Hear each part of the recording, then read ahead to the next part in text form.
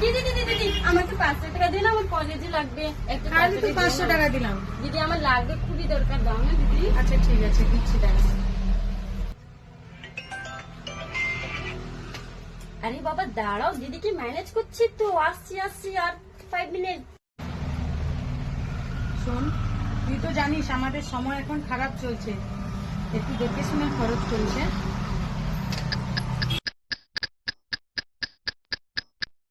দিদি দিদি দিদি আমাকে 2000 টাকা দিন, আমার পরীক্ষায় লাগবে।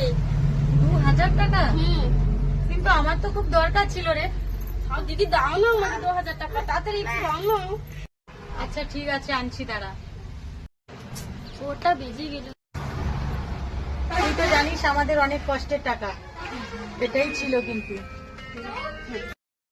প্রত্যেকদিন এত টাকা নিয়ে কি করছে, আজকে ওকে আমাকে ফলো করতেই হবে। এই নাও পয়সা ম্যানেজ করে নিয়েছি।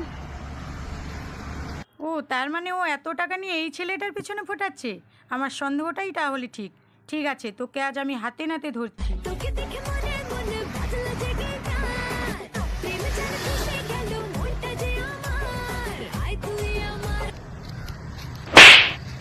এই তোর কলেজ, এত কষ্টের টাকা, তুই ওই রকম একটা বাজে ছেলের হাতে সব টাকা তুলে দিলি। তুই একবারও আমার কথা ভাবলি না?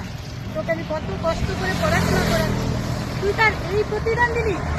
আমি ভাবতেও পারিনি রে, তোর কাছ থেকে এইরকম আমি আশাই করিনি।